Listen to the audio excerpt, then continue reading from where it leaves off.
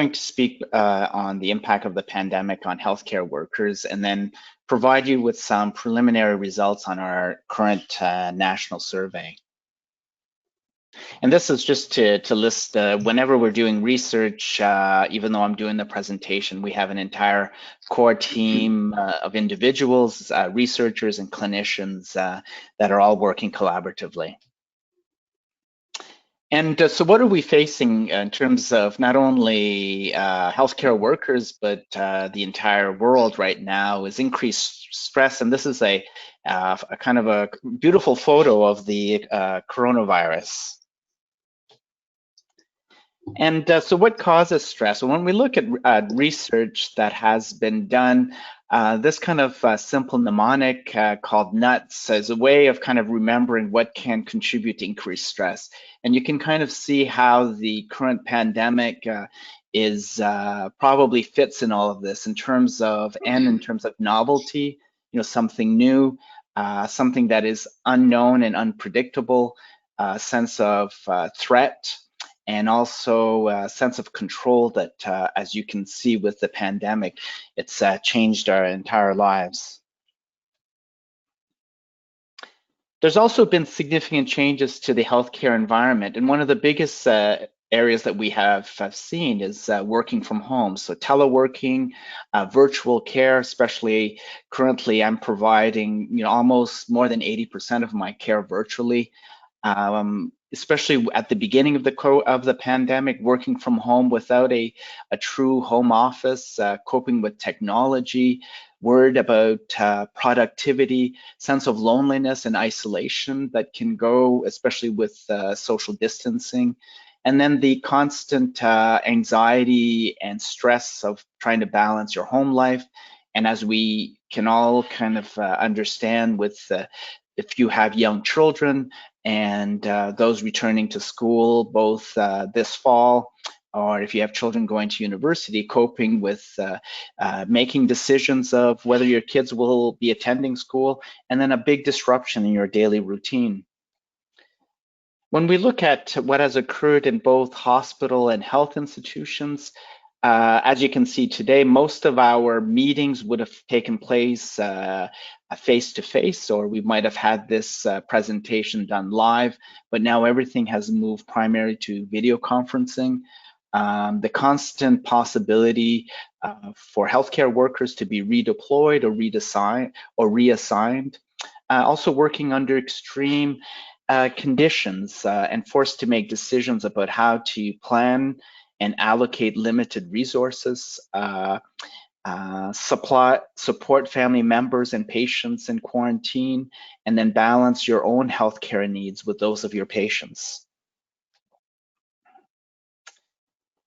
There's also been other changes with regards to other stressors for healthcare workers in the whole area of moral distress and moral injury. When we talk about moral distress, it's the psychological distress, and these are the emotions like contempt, anger, or disgust that occurs following an event that conflicts with a person's moral values or standards. When we talk about moral injury, it's at the extreme end of this continuum of moral distress.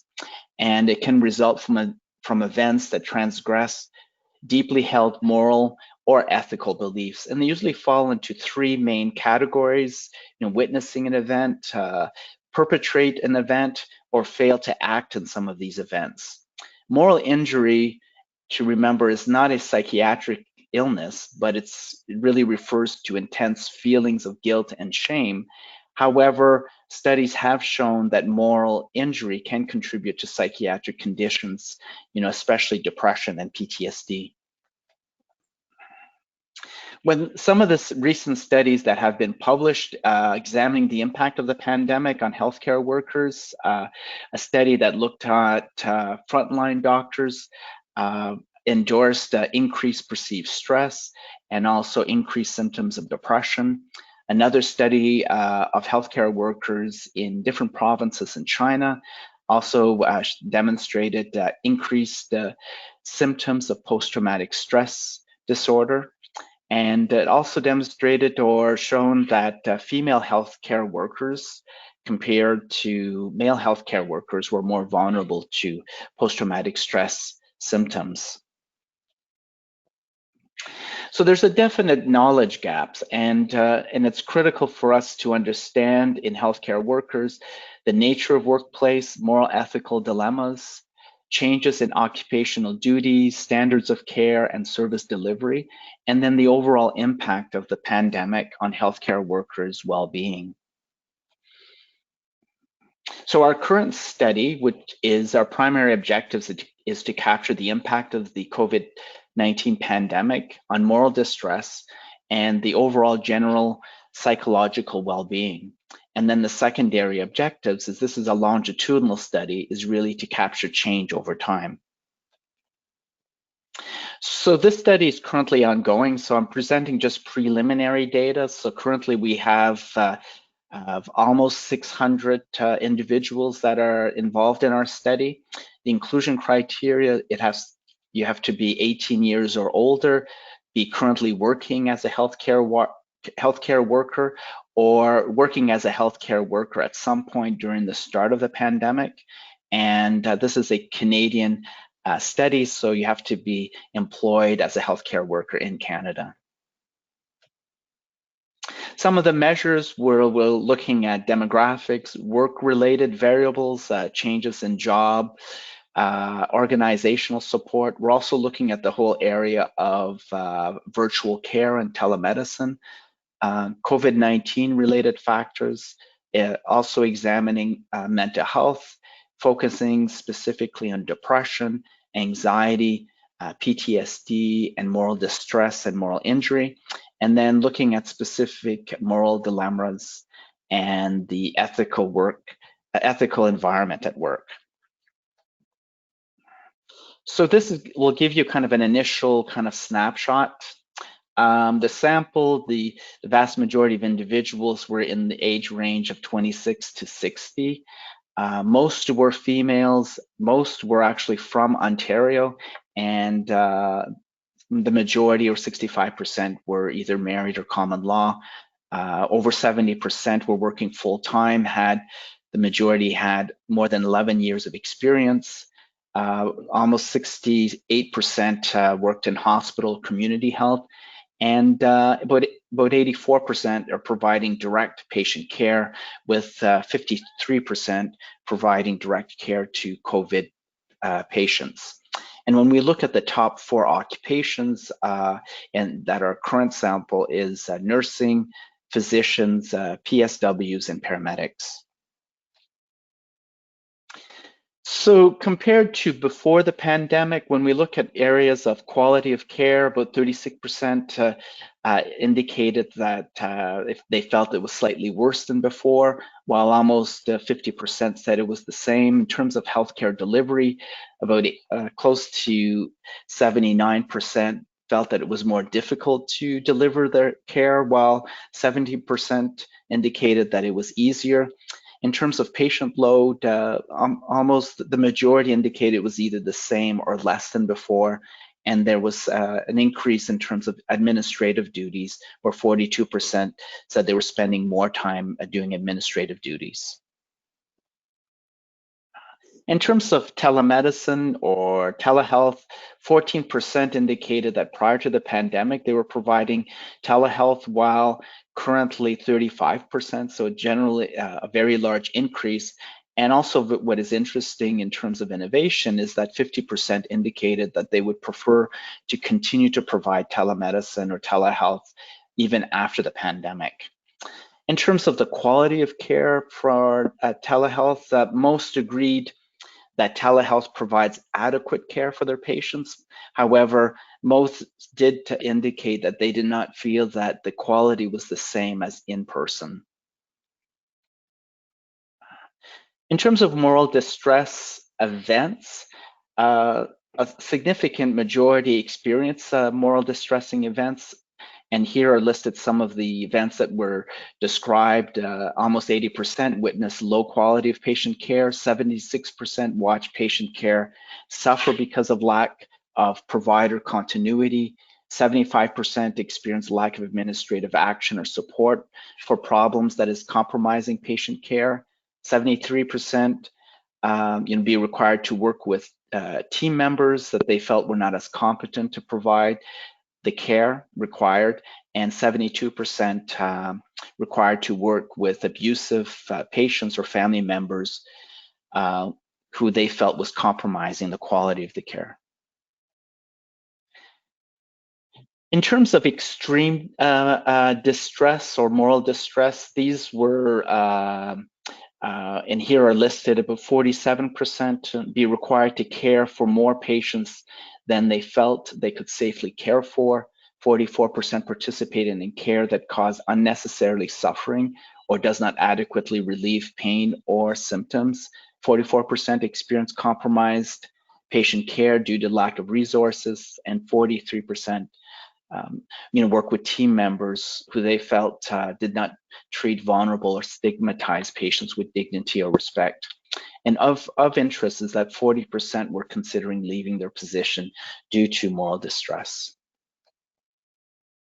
In terms of moral injury, of note, almost 60% endorsed experiencing an event that could be described as moral injury. And here we're looking at where they endorse that they did something or failed to do something that went against their moral code or values, or saw someone or people do something or fail to do something, and then or were directly affected by someone doing something or failing to do something that went against their moral code. And in terms of self-care, 50% endorse that it was somewhat hard or extremely hard to take care of themselves or be effective in their job or get along with other people because of these the moral injury experiences. In terms of our preliminary results looking at overall mental health, in terms of compared to before the pandemic, the majority, 78%, reported worse mental health functioning. Only 32 reported a positive change. When we look at PTSD, 36% met the probable PTSD diagnosis, and 83% attributed their symptoms either directly or exacerbated by the pandemic. In terms of depression, 41% met the probable major depressive diagnosis, and again attributing the symptoms due to the pandemic or exacerbated by it. And of interest is of concern is 17% endorse having suicidal ideations. In this type of study, there's many limitations. Currently, it's cross-sectional. And it's definitely not representative of all Canadian healthcare workers. The majority of the sample were nurses, and most were female. This is baseline collections, so the data data collection is ongoing. Moral distress, at least from the preliminary results, is a significant problem. The vast majority of healthcare workers have faced at least one moral dilemma at work. The majority of healthcare workers could be had experienced events that would qualify as moral injury, and a large minority were also considering leaving their position as a result of moral distress. Mental health symptoms is prevalent, and of those who endorsed having mental health symptoms or significant symptoms were attributing their symptoms due to the pandemic. And then to keep note, even though we were capturing a lot of negative changes or aspects due to the pandemic, many healthcare workers are currently doing well. So the next step is to understand trajectory of well-being over time in healthcare workers, to identify risk factors, and also because we know where there's been different regional restrictions due to the pandemic, is also to map that out, and also to look at relationships between different domains, work response with burnout, ethical environment at work, with moral injury, for example. So thank you very much, and then look forward to the ongoing discussions and question period.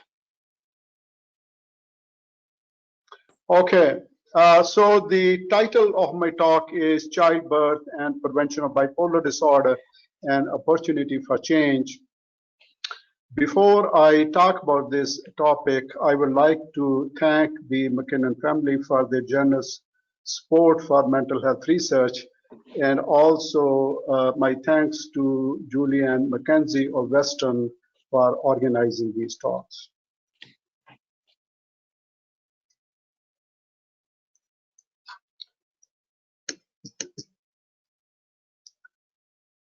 So first I'm going to talk about bipolar disorder, also referred to as manic depressive illness sometimes.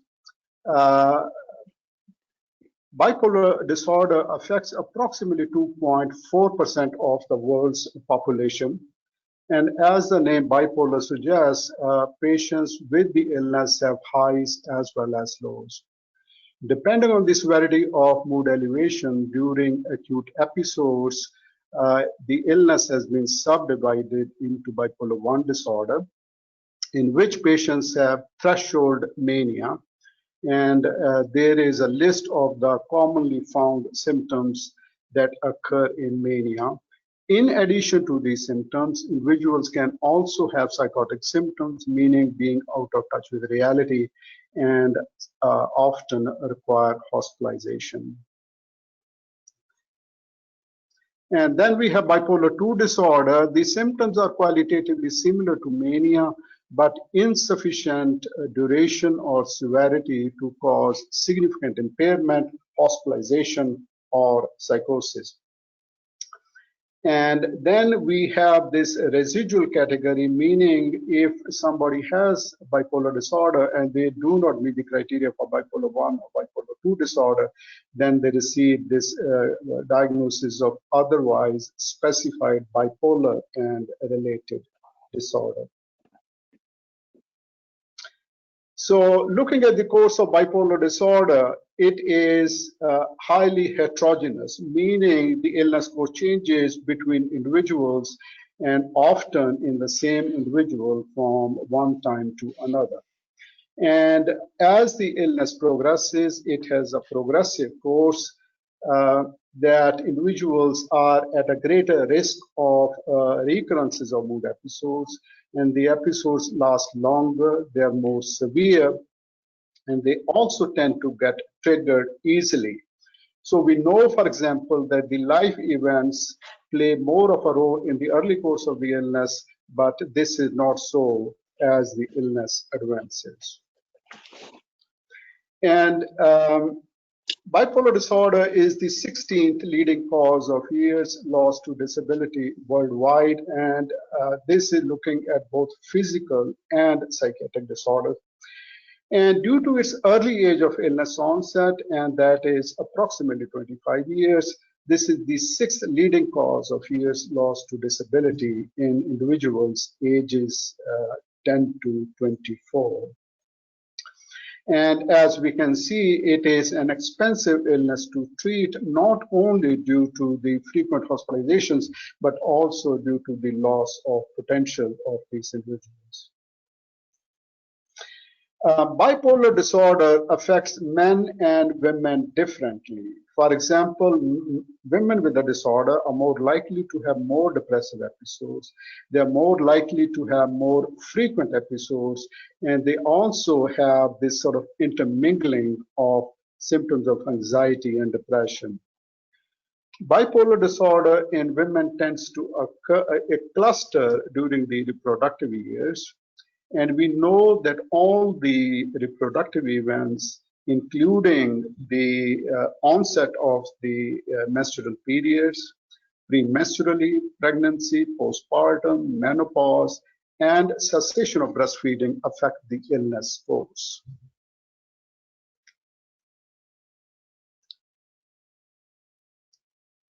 Of all the psychiatric disorders, of all the reproductive events, childbirth clearly is the most potent trigger of this illness. And I'm showing you the life chart of a patient that I treated many years ago. And this lady had a depressive episode after the birth of her first child. And life chart in the middle is the baseline, and above the baseline are manic episodes, and below are depressive episodes. She went on to spend 18 years of her life in psychiatric hospital. So this is a very serious illness affecting not only individuals, but their family members as well. So this is a study coming out of Scotland. It's really a sort of classical study showing that the risk of psychiatric hospitalization goes up tremendously right after childbirth, and it remains elevated for about 2 to 3 weeks. It comes down, but overall, women remain at a high risk for psychiatric hospitalization for as long as 2 years. Notably, the risk is lower during pregnancy, and this may have something to do with the protective effect of pregnancy. So this slide describes puerperal psychosis or postpartum psychosis, and this is the most serious manifestation of bipolar disorder in the postpartum period.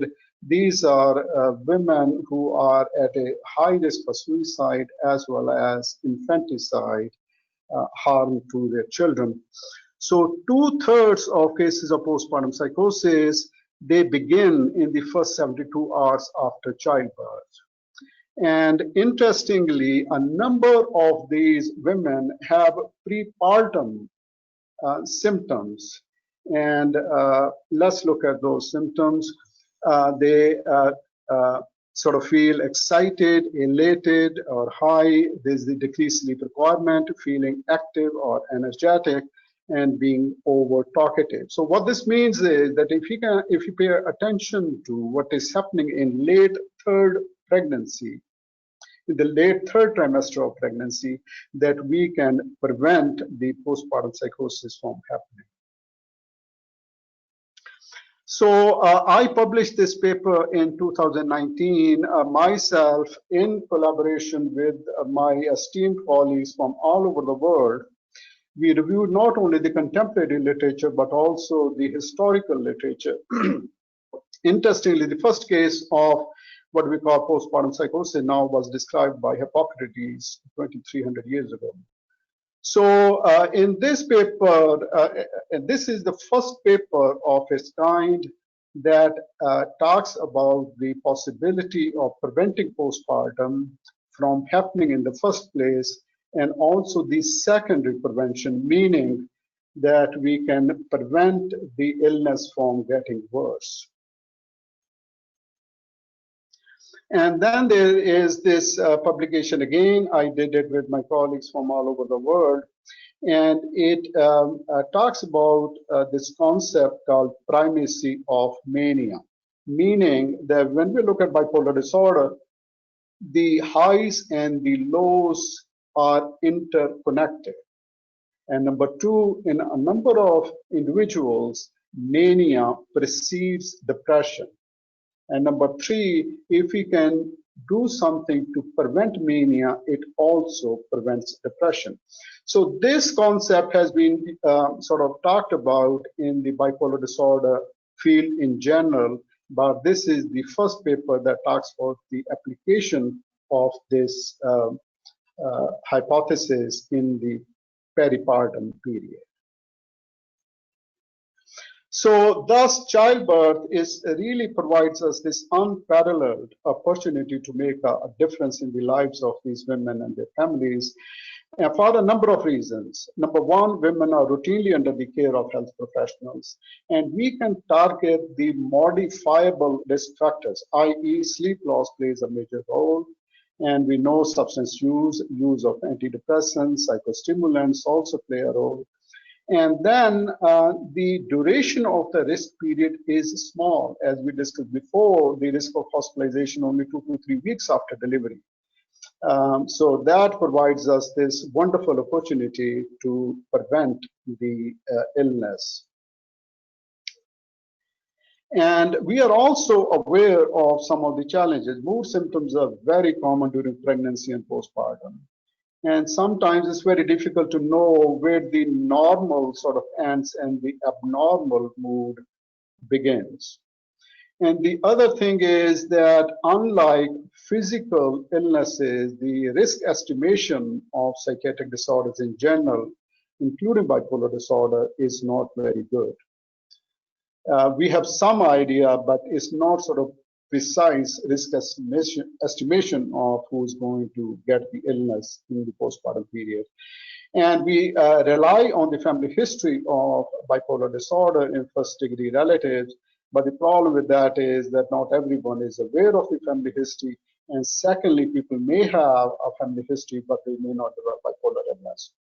And then there are barriers to accessing care due to cultural beliefs and some racial disparities. So what we want to do is to identify at-risk women. And who are these women who have family history of bipolar disorder or postpartum psychosis in a first-degree relative? So if there is a family history of bipolar disorder, the risk of having a mood episode after delivery is about 30%. However, if there is family history of postpartum psychosis, the risk goes to 75%. So we will have 4 groups of women. Number 1, who have no history of psychiatric illness. And number 2, women with mild manic symptoms. And then those who have major depressive disorder. And finally, women who have a disorder that commonly occurs with bipolar disorder, such as panic disorder or obsessive compulsive disorder. So I plan to do a large study, multi-center study, but before we do that, it's really important to do a feasibility study because there is absolutely nothing in the literature on this topic. So what we want to do is to recruit pregnant women. Sorry, there's a typo between they who are until 36 weeks gestation, and we are going to diagnose them according to DSM-5. And we are going to collect data on the recruitment rate, the refusal rate, the retention rate, and we are hoping to have 1 participant recruited per week. Hence, we will have 50 participants. And we are hoping to have a recruitment of at least 60% of all patients who are considered eligible to participate in the study. And we are hoping that we will have at least 90% data on 90% of all recruited participants. Only then we will consider that it is feasible to do a study like this. And then in the postpartum period, we will be looking at the occurrence of episodes of hypomania, mania, mixed episodes, or psychosis. And such a study will also help us with the sample size estimation because, as I mentioned, that there is nothing in the literature to guide us in this direction. So what we plan to do is, so for example, if there is someone in the study who has no current or psychiatric disorder, we are going to closely monitor their symptoms, and there are a number of apps that will help us in that regard, monitor the sleep and ensure social support. So this will be the sort of foundational intervention in all 4 groups. And if somebody comes to us with subthreshold hypomanic symptoms, then giving them a low dose benzodiazepine or atypical neuroleptic in what I call homeopathic dose, especially in first time women who are pregnant the first time, because the risk in these women is exceedingly high. And then women who have depression or OCD or substance use psychotherapy and not use antidepressants because they increase the risk of mood instability. And in some individuals use low dose benzodiazepines or atypicals. And if somebody comes to us with depression, that we are going to use the drugs that are normally indicated for bipolar depression rather than antidepressants. So that's what I plan to do. And I'm going to end my talk showing you the cover of this picture of this book, Birth of a New Brain, written by Diane Harwood from California, whose father, gifted violinist with bipolar disorder, and she never thought that she will end up having that illness. After the birth of the first child, she had this very severe manic episode, and in this book, she chronicles the effect of the illness on her and her family. And it's a wonderful read. So the interesting thing about this issue is there is a lot of grassroots enthusiasm and interest in the postpartum bipolar disorder. Thank you. To thank the organizers for inviting me to speak, and I'm going to speak today on the role of personality and the experience and management of chronic pain. And there's a group of us. The two key people are Amanda McIntyre and Swati Mehta, who also work with me. My interest is in chronic pain, and I've been involved with chronic pain management for almost 35 years. And chronic pain syndrome is a very complex and challenging condition, been in the news a lot lately. We usually define it as having 4 key items. One is pain that people experience more than 6 months, but to be chronic pain syndrome, you have to have more than just pain. So they also have behavioral and mood disorders. They have very high levels of disability. It's an extremely costly condition. And they often have multiple unsuccessful treatments. And some of the treatments that are employed, such as opioid analgesics, have produced some additional issues, which we're going to talk a little bit about as well. Now, what we noticed in our practice, and we noticed it about 30 years ago, and actually have altered our program to move away from physical treatments to more of a coping mechanism kind of treatment, is that there seemed to be very high-risk patients coming to our clinics who were very challenging in that they had this sort of premorbidly obsessive-compulsive, hardworking, perfectionistic tendency. And these are often patients that were very disabled. And one of the things that really struck us was the rather dramatic difference between how they were before they got hurt and how they were at the time we saw them. We actually labeled them APS patients because they had this premorbid tendency to be very active, very productive, and set very high standards for themselves. So interestingly, prior to being injured and developing chronic pain, these were very successful people because they were highly active, they were very compulsive, and it allowed them to keep on top of their responsibilities. They always felt in control of their demands, both imposed and self-imposed. So these were patients that would often describe themselves as fairly easygoing, despite the fact that they were really hard workers and very much successful in whatever they tried their hand at. Interestingly, once these people were injured and suffered from chronic pain, they continued to try to maintain those high levels of activity, even though that would cause severe flare-ups of pain, because they had this real need to continue to be active, productive, and to set high standards for themselves. And so these patients became very vulnerable to experiencing emotional distress after their injury because they just weren't able to keep up. And so there was this enduring sense of failure and not being able to maintain their premorbid standards and productivity. And with increasing pain levels, these patients would become much more angry and frustrated with their limitations and would become more anxious and despondent over their inability to complete tasks that they felt were critical to who they were. And they would continue to push on in defiance of their limitations and pain, and the end result was they get these crippling pain flares with even more psychological comorbidity as they began to get more anxious and more depressed at their failure to improve. Interestingly, forced inactivity, because that was part of the problem, is that when they were in pain, they had to rest, and they weren't very good at resting. And so forced inactivity secondary to the pain flare was very stressful for these patients. They'd sit and worry about work not getting done. They would become very angry with others who were not sufficiently helpful. They would feel useless and inadequate because of their lack of productivity, and they would despair over the future implications of their condition. And you have to understand this would often occur in a context where many of the treatments that were proposed were actually to try and get them more active and to exercise harder and to push themselves harder and ignore their pain. And so, you know, they would be confronted oftentimes with people telling them no pain, no gain, in a situation where the more they push themselves, the worse they seem to get. And so this was often very confusing for individuals as well. Interestingly, they would go through what we would call the cycle. And these were patients that as their pain levels, you know, the thing about pain that they experience, often neck and back pain, is that it would tend to fluctuate. So they would have good days and they would have bad days. Almost always related to how active they were. And so as their pain levels would subside because they were resting, because they were in too much pain to do anything, they would find suddenly they could be active again. So they wouldn't just start slowly, they'd really go back at it quickly. They'd quickly resume their activities in an effort to catch up with everything that was left undone. It allowed them to feel productive again. It would decrease the anxiety and guilt that was associated with periods of non-activity. And so they would begin to cycle. You can imagine this. The cycle would repeat itself. They would push themselves too hard. They go through a flare-up. They would crash and burn. They'd have to rest again. They go through all the emotional stress of that.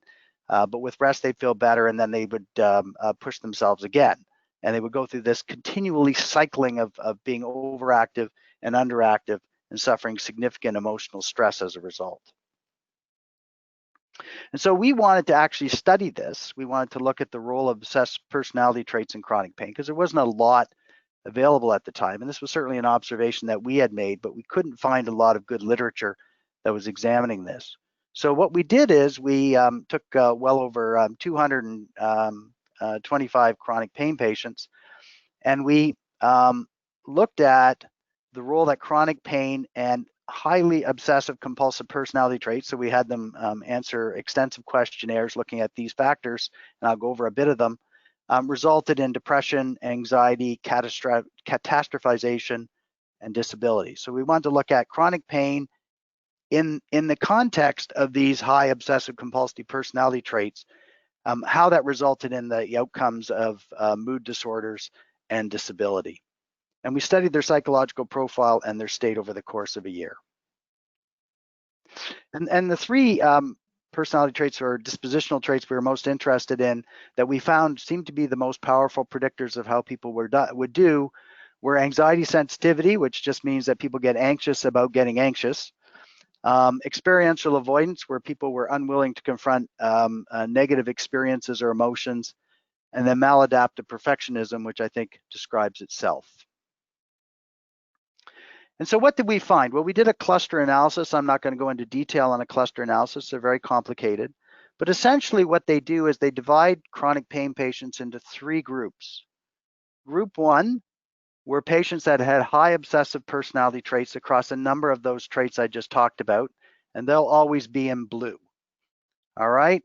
There were patients that were very low in those obsessive personality traits. They didn't have them to the same degree. They're going to be in red. And the ones that are in green are those that had moderate obsessive personality traits. All of the patients had chronic pain. And what you can see here is a really nice look at patients in terms of depression, anxiety, and stress. And you can see that there's a clear correlation between depression, anxiety, and stress and how patients scored in terms of these personality traits. So if they were very high in the personality traits, cluster one, they were significantly more depressed than patients in cluster two and patients in cluster three, who are the lower group with regard to personality disorders. The same thing is true of anxiety, and the same thing is true of stress. And they were quite dramatic differences in terms of the three clusters. What makes it even more interesting, get to the next slide, is that pain intensity didn't vary among these three groups. So you can't account for the depression and the anxiety and the stress based upon the intensity of the pain. The intensity of the pain was non-significant among the three groups, and yet there were significant differences in how well they were coping emotionally with that chronic pain. And then finally, the Pain Disability Index showed significant differences in how disabled they were, despite the fact that they had the same intensity of pain. All right, so just to go back, we did this same research in rheumatoid arthritis, same number of patients, over 225, and found the exact same phenomena, except it wasn't as intense as it was in the chronic pain patients. We think that's a referral bias because we think to some extent chronic pain patients that are doing poorly tend to be referred to us. Patients who are referred for specialist care for rheumatoid arthritis don't necessarily get referred because they're not coping. But that's important. Whenever these personality traits were high in rheumatoid arthritis patients, they often did much worse, both emotionally and in terms of disability. The next step, and this is something that we've just sent in for publication, I'm going to briefly talk about it, was a lot of our patients were on opioid analgesics. And as you know, that with the opioid crisis, this is very hot in our hot topic right now. And so we wanted to look at the level of opioids they were on and these same factors. And what we found is after we controlled for pain severity, patients with high levels of those maladaptive personality traits I talked about, especially anxiety sensitivity, were much more likely to be on high-dose opioid analgesics with increased anxiety and depression and lower quality of life. When we measured them on a substance abuse scale, though, they didn't rate higher. So it seems to be more than just an addiction issue. It's not an addiction issue at all. It seems to be more of a way by which they try to cope with their pain. And we speculated that these were patients that were trying to manage their pain with higher dose opioids so they could just stay busy, and then would often run into problems with the physical dependency, so it wasn't easy to come off of them. But it's not really an addiction issue. It seems to be a way in which they're maladaptively trying to manage their chronic pain. And then finally, and we just published 2 papers on this recently, and I'm not going to have time to go into it because I'm short on time, but we looked at patients who had minor brain injury or concussion, and we found the exact same issues arose with regard to personality factors and mood. Individuals in the high maladaptive groups had higher levels of depression and anxiety and lower levels of quality of life and self-efficacy. So what can we include? What are some of the implications for all this? Well, obviously, psychological factors often contribute to poor outcomes in chronic pain patients. Again, this is a hot topic right now where they're talking a lot about the cost of doing repeated injections in these patients and treating them with physical treatments, which don't seem to help. But we don't tend to invest a lot in terms of management of the psychological features in chronic pain in terms of our healthcare system. And our data would suggest that, particularly for those patients that seem to be the most disabled and suffering the most emotionally, we need to be able to identify and target those patients for treatment. The findings suggest that it's more than just the pain, which I think is not a surprise to anybody. We feel that these type of psychological traits or personality traits are best managed using a cognitive behavioral approach, and we're currently engaged in a number of studies looking at that in a number of populations. And certainly cognitive behavioral treatments have been shown to have significant improvement in terms of anxiety, depression, pain experience, cognitive coping, and appraisal in patients who suffer from chronic pain.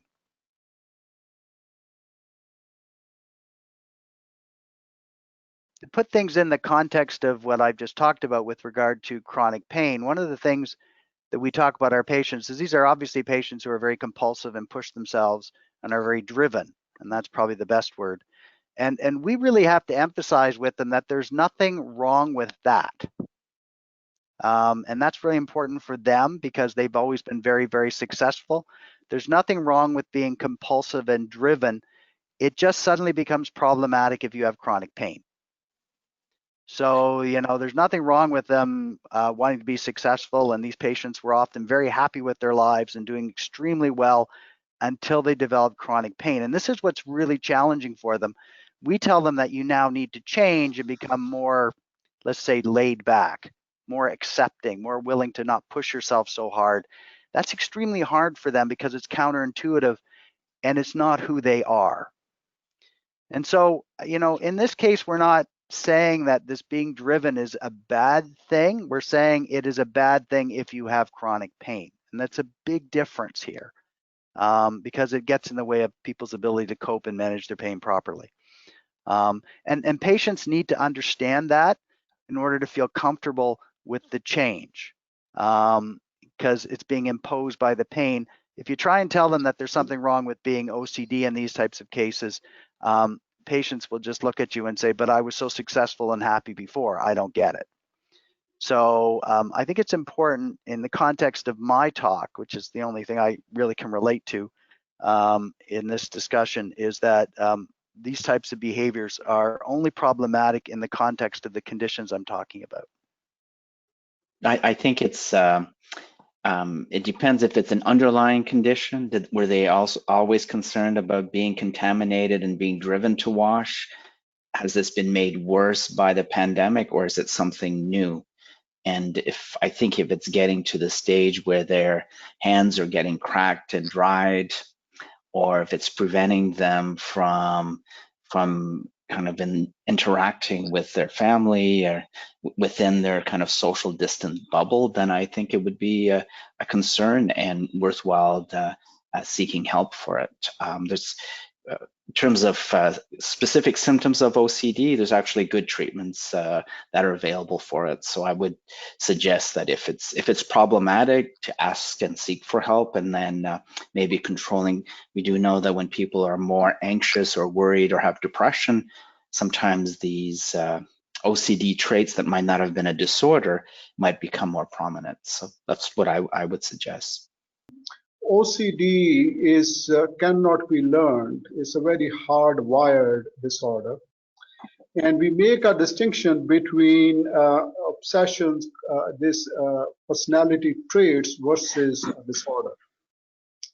And I think Bob's presentation is very interesting. And I was thinking that some of these perfectionistic tendencies, these are good to have, these are assets. But in certain circumstances, they become liabilities. So I guess if you are dealing with chronic pain, that's the scenario you're dealing with. So the context is important. Well, I think if you check social media or as you're probably aware, there's an app for everything. So there's multiple ways that you can self-monitor your symptoms if you're interested. Definitely wouldn't recommend that you're doing this kind of regularly, but maybe periodically, and also keeping it within the perspective that is your mental health different than the people that you connect with, your peers, your colleagues, friends and family. And often in my clinical practice is that family members, people who know you, are probably very good at pointing out if things are significantly different. So I think there's I would suggest that it's good to monitor your both physical and mental health and over time, and also be open to getting feedback from people who care about you. I wouldn't disagree with any of that. I think a lot of people are challenged because they don't have those things, and that's where the real challenges come in. COVID's been difficult, but I think those of us that can rely on people at work and can rely on family members are obviously going to do better. And those people that don't have those supports, and I think that's where the real issues seeming to spring up in my experience, are those people that just don't have those types of support systems. I agree with everything what has been said. My experience has been sort of varied. There were some patients I was really quite worried about that they might decompensate, and especially some individuals with very severe OCD. And interestingly, they were anxious, they were sad, they were lonely, but it did not exacerbate the illness. And then, there was another subgroup of people, it clearly increased the risk of relapse. So I think we have the opportunity really to study as to why is it that some people are not affected the way we think that they may be affected, So, and the other issue is that in a way it's a sort of paradox. I mean, we are asking people to do the social distancing, wear the mask, stay at home. But at the same time, for the sake of mental health, it's good to have those connections, and loneliness is a huge issue. So these are certainly very challenging times. I think it's probably clear from emerging research that even post-pandemic, I think people who are at risk might be experiencing long-term consequences from the pandemic, whether they are healthcare workers who might have experienced moral distress or moral injury, or first responders. So there's that whole aspect. As was mentioned already, the sense of loneliness that people, especially those at risk who do not have that support, may be experiencing long-term consequences, mental health consequences. And then there's also an emerging group, and that's not in my field, but those who even had the COVID-19, they were infected and have recovered, but there's a group of individuals that continue to experience physical symptoms and possibly neurological or psychiatric symptoms secondary to it that might be even after they're well. So I think that would be my comments on it. I'm not an expert in this area. It's clear that this is a quite disruptive, and it looks like it's going to be disruptive for at least another 12 months, if not longer. And that's always going to have serious implications for people in terms of trying to readjust their lives. And there's always casualties whenever you get this type of disruption. Not sure I can comment any more than that because I'm not an expert on COVID. It's really one of a kind of situation, and there is so much we really don't know. And so only time will tell as to how things will work out. But I agree. I think this is patients who suffer from COVID-19, that they continue to deal with a number of sort of sequelae over time.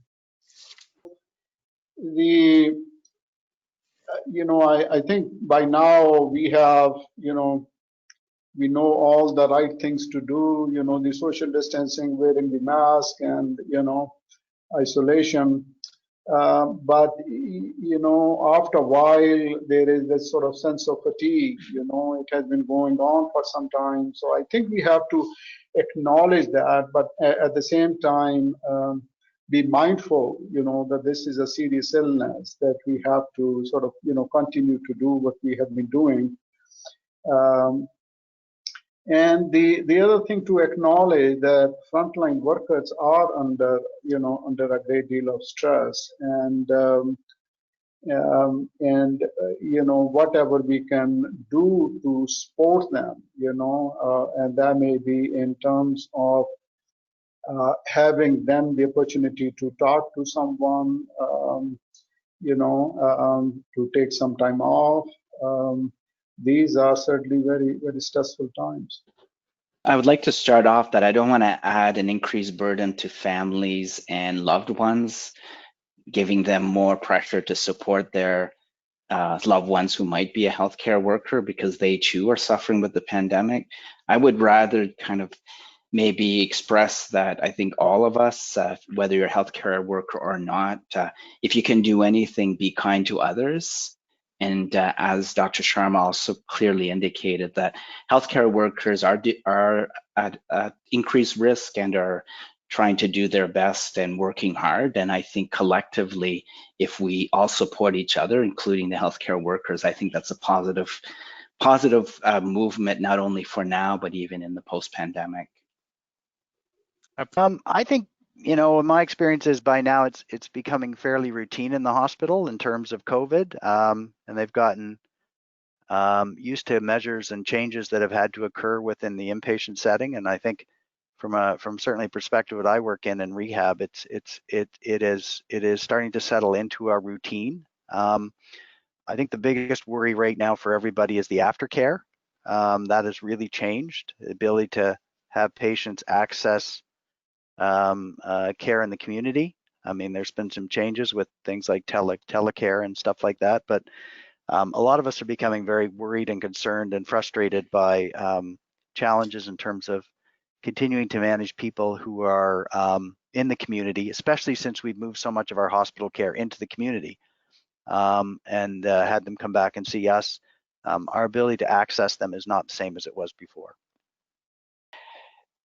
I think that's a very good question, and I think we're definitely more ready, if that's proper English, more ready now than we were in February, and we will be even better ready in the spring and through the next pandemic, and whether we have multiple waves. So I think it's an emerging science, and we're learning daily. And as you indicated, even as a moderator, there was a paper published this morning. So I think I think we're over, we are constantly being bombarded with new studies and new information, and I think I can be hopeful that we will continue to learn more. But it's a good question. If we're ready, sometimes we can't be ready for things we don't know, but we can. I think it's important to know what we don't know, and then to learn from our peers and the experts in the field. I think so. I think we know. I think Don's right. We know a lot more than we knew before, and we're protecting our more vulnerable populations, I think, better than we did before. Hospitals are not getting overwhelmed, like was the big concern. They didn't the first wave, and the second wave, it still appears to be the case. So I think that we are ready for the second wave. I think the hospitals are well prepared for that and better than they were in February. I agree with that. I think the worry from all of us is the cumulative effect it has on care that's not taking place. And surgery is a good example of backup of things that just keep backing up. And we had a system that was probably running at about 95% capacity or more at the time of the COVID with long waiting lists. And those are only growing longer and more problematic. So I think that's actually going to end up being the big issue down the road, as opposed to us being prepared for this next wave. I fully agree. I think we went through this phase early on, not knowing what we were dealing with. There was a lot of anxiety, apprehension, and we sort of, went through that period. And I think we have made the sort of necessary adjustments. Going forward, it may be a long haul, and really to keep on doing what we have been doing and to modify it based on the sort of data that we are getting, and be sort of flexible in our approach, but it might last for some time.